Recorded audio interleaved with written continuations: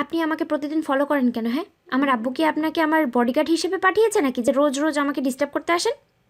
এই দাঁড়াও, আমাকে দেখি কি তোমার আব্বুর ভাড়া করা বডিগার্ড মনে হয়? না, সেটা কেন হবে? আপনার মতো শুটকোকে আমার আব্বু এই কাজ দেওয়ার ভুল করতেই পারে না। কি বললি? আমি শুটকো? তুমি জানো আমার বিএমআই একদম ঠিক আছে। এই শুনুন, আমি আপনার বিএমআই জেনে কি করব শুনি? প্লিজ আমাকে ফলো করা বন্ধ করুন। আমার বান্ধবীরা সন্দেহ করে আপনাকে এমন বিএফ ভাবে। হ্যাঁ, আমার শালিকারা তো ঠিকই বলে। এই শালিকারা মানে? কি একদম আজে বাজে কথা বলছেন? হ্যাঁ, একদম কথা বলবেন না, নয়তো ইফটিজিংয়ের মামলায় জেলে ঢুকিয়ে দেবো। তাই নাকি? ভালোই হবে, আমরা দুজন একসাথে থাকবো। শখ কত? আমি কেন আপনার সাথে জেলে থাকতে যাব? কারণ তুমি একটা চোর। হ্যাঁ, তুমি সেদিন প্রথম দেখায় আমার মন চুরি করেছো। তুমি আমার ক্রাশ। মানে? এই আপনি যাবেন প্লিজ, আমি আপনাকে পছন্দ করি না। কেন করো না? জানি না, বাট আমি চাই না আপনি আমাকে বিরক্ত করেন। সত্যিই চাও না? হ্যাঁ সত্যি। ওকে, চলে যাচ্ছি, তবে আবার আসবো। কেন আসবেন? ভালোবাসি তাই। আর কিছু বলতে যাব তার আগেই নীলা দ্রুত হেঁটে চলে যেতে লাগলো। আমি তার পেছন পেছন চলছি। আজ অনেক দিন হলো কলেজে যাই না, তাই ভাবলাম কলেজ থেকে ঘুরে আসি। আমি আবার অনার্স থার্ড ইয়ারে পড়ছি, আর পাশাপাশি অনলাইন কাজ করি। কাজের বিষয়ে একটি কোর্সের জন্য 1 মাস ঢাকায় ছিলাম। 4 দিন আগে ঢাকা থেকে ফিরতে আমি বাসায় রাস্তায় নীলাকে দেখি। তাকে দেখেই ক্রাশ খাই। তার ওই মায়াবী ফর্সা মুখ, গোলাপের পাপড়ির মতো ঠোঁট আর টানা টানা চোখ দেখে আমি একদম ফিদা হয়ে গেছি। তার সম্পর্কে সব কিছু না জানলে কি হয়? জানেন না ক্যাম্পাসের বাইরে লোক ঢোকা নিষেধ? হ্যাঁ জানি, আর আমি বাইরের কেউ নই। ওকে, আমি কলেজেরই অনার্স থার্ড ইয়ারে পড়ি। ও সরি, আমি ভেবেছিলাম আপনি। হ্যাঁ, তুমি ঠিকই ভেবেছ, আমি তোমাকে ফলো করতেই কলেজে এসেছি। নীলা আমার কথায় মুচকি এসে ক্লাসের দিকে চলে গেল। তার মানে তারও আমাকে ভালো লাগে, কিন্তু সে বুঝতে দেয় না। জানবা কি, ধরা তো তুমি খেয়েছো, এবার আমার মনের খাঁচায় বন্দি তোমাকে হতেই হবে বেবি। ওই শালা, তুই শেষ পর্যন্ত সত্যি আমার বোনকেই ভাবে বানিয়ে দিলি। আমি এতক্ষণ নীলার চলে যাওয়ার দিকে তাকিয়ে মুচকি হাসছিলাম। তখনই পেছন থেকে সিজানের এমন কোথায় চোখ বড় বড় করে ওর দিকে তাকিয়ে বললাম, হারামি, তোর বোন মানে? ওই মেয়েটি আমার ছোট বোন নীলা, কিন্তু তুই কাজটা মোটেও ঠিক করলি না। ওকে তোর নজরে পড়তে হলো।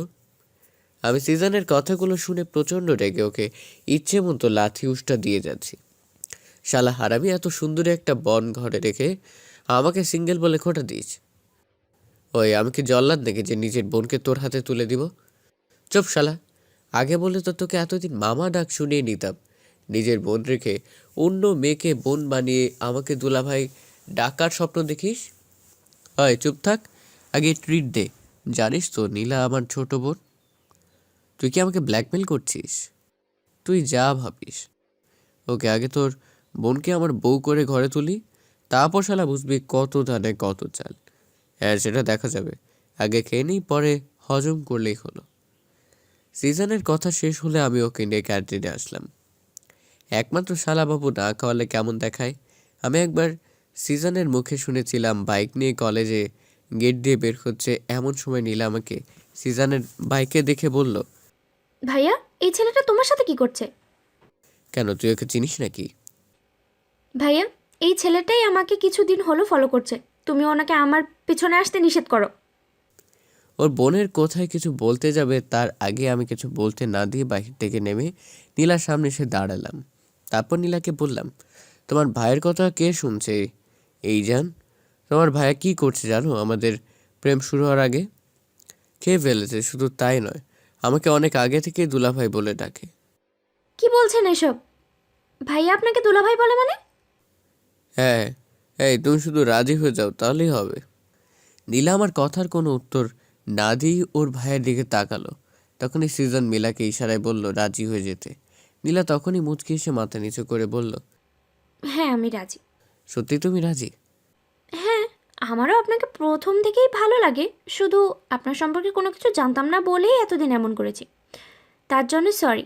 ভাইয়া যখন বলেছে তার মানে আপনি খুবই ভালো ছেলে। এই তুমি কি সত্যি আমাকে পছন্দ করেছো নাকি ভাই বলেছে তাই হ্যাঁ বলে দিচ্ছে? না সত্যি, আমার আপনাকে খুব পছন্দ হয়েছে। শাওন, এবার ওকে নিয়ে আয়, লোকজন দেখলে খারাপ ভাববে। সৃজন কথাটা বলতে আমি আর মেলা তোর কাছে চলে আসলে নীলাকে বললাম বাইকে উত্তর। সে বলল রিকশায় যাবে, তবু জোর করে তাকে সিজানের সাথে পাঠিয়ে দিলাম। রাতে সিজানকে ফোন টেক্সট করলাম, তো বোনের নাম্বার দে। কই তুই, আমাকে কি পেয়েছিস বলতো? আমার বোনের সাথে লাইন মেরে আমার কাছে ওর নাম্বার চাইছিস? আয় চুপ কর শালা, ভুলে যাস না তুই আমার হারামি বন্ধুদের একটা। হ্যাঁ জানি, আমি ওয়েট করছি, এরপর আর বিরক্ত করবি না। সাদিয়ার সাথে বিজি আছি। ওকে দাঁড়া, তোর গার্লফ্রেন্ডের সাথে একটু চ্যাটিং করি। ওই তুই একদম আমাদের মাঝে ঢুকবি না, বলছি না, হলে তোর প্রেমিকার নাম্বার পাবি না। ওকে যা বলবো তা না হলে ওর নাম্বারটা দে। চেক কর, পাঠিয়ে দিয়েছি। থ্যাঙ্কস শালা বাবু, আল্লাহ হাফেজ। প্রথমেই সিজনে পাঠানো নাম্বারটা মুখস্থ করে নিলাম, তারপর কন্ট্যাক্টে লাভ ইউ এনএস নামে সেভ করে নীলাকে কল দিলাম। প্রথমবার কলটা রিসিভ না হলেও পরের বার সে রিসিভ করেই সালাম দিলে আমি সালামের জবাব দিতেই নীলা আমাকে অবাক করে দিয়ে বলল, আপনি আপনি আমার নাম্বার কোথা থেকে পেলেন? তার আগে বলো তুমি আমাকে চেনো? হ্যাঁ, আপনি তো সেই ইফটি জারটা, তাই না? এত তাড়াতাড়ি মনে জায়গা দিয়ে দিলে না, বলতেই কেমন চিনে ফেলছো। হ্যাঁ, আপনি কেন কল দিয়েছেন? আমার জানের সাথে একটু কথা বলতে ইচ্ছে করছে, তাই। কি কথা বলবেন? তোমার মনের কথা বলবে আমায়? কেন? আপনাকে কেন বলবো শুনি? ওকে বলতে হবে না, ফোন রাখছে, আল্লাহ হাফেজ। এই বলে আমি যখনই রেড বাটন প্রেস করব ঠিক তখনই নীলা বলল, এই লাইন কাটবেন না প্লিজ, আমি বলবো আমার মনের কথা, প্লিজ প্লিজ। ওকে তাহলে বলো। বলছি, ফোনে না বলে আমরা কি কোথাও দেখা করতে পারি না? সব কথা কি আর ফোনে কথা বলা যায়? ওয়াও জান, তুমি তো খুব রোমান্টিক।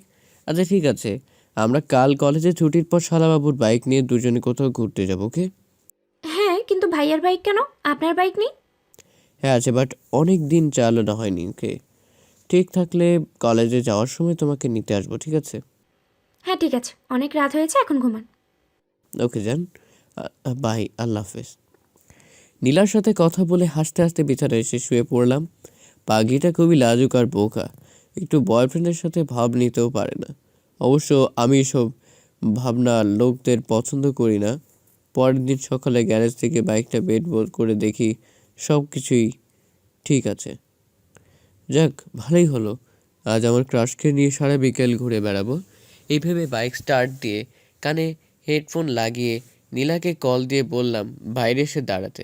কিছুক্ষণ পর নীলাদের শক্ত করে জড়িয়ে ধরে তারপর কানের কাছে মুখ নিয়ে মধু সরে পড়ল। এই চলুন না, আজকে কলেজে না গিয়ে দুজনে নদীর পাড় থেকে ঘুরে আসি। কি ব্যাপার? একদিনে ব্যবধানে এত পরিবর্তন? এই একদিনের জন্য মানে? হ্যাঁ, কালই তো বললে তোমার পিছনে না ঘুরতে, আর আজই কলেজে ফাঁকি দিয়ে আমার সাথে ঘুরতে যেতে চাইছো। শুনুন, আমার আপনাকে প্রথম দিন থেকেই ভালো লাগে, তাই আর ভালোবাসা হোক সেটা কিছুদিনের, তবুও তার গুরুত্ব তো একই থাকবে, তাই না? হ্যাঁ সেটাও ঠিক। এভাবে দুজনে কথা বলতে বলতে নদীর পাড়ে এসে বাইকটা এসে সাইডে দাঁড় করিয়ে নিল, আর হাত ধরে বাইক থেকে নামিয়ে তাকে খুব কাছে নিয়ে আসলাম। এই কী করছেন? শালা বোনটা একটু আদর করছে। বিয়ের আগে কিছু হোক, আমি সেটা পছন্দ করি না। ঠিক আছে সরি। এই বলে নীলাকে ছেড়ে দিয়ে ব্যাগ থেকে একটা স্বর্ণের আংটি বের করে তার সামনে হাঁটু গেড়ে বসে বললাম, তোমাকেই চাই আমার সকাল দুপুর সাজে। তুমি আছো এই হৃদয়ের প্রতিটি অনুভবে। মিশে সত্যিই বলছি, খুব ভালোবাসি তোমায়। হ্যাঁ, আমিও তোমাকে ভালোবাসি, আর আপনার বউ হতে চাই। Yes, I want to marry you. Neela আমার প্রপোজাল অ্যাকসেপ্ট করতে আমি তার হাতে আংটিটা পরিয়ে দিয়ে জড়িয়ে ধরতে গিয়ে ফিরে আসলাম, কারণ সে চায় না বিয়ের আগে আমি ওর কাছে যাই। কিন্তু হঠাৎই নীলা আমাকে অবাক করে দিয়ে দৌড়ে এসে আমার বুকে মাথা রাখলো। আমিও তাকে শক্ত করে জড়িয়ে ধরলাম।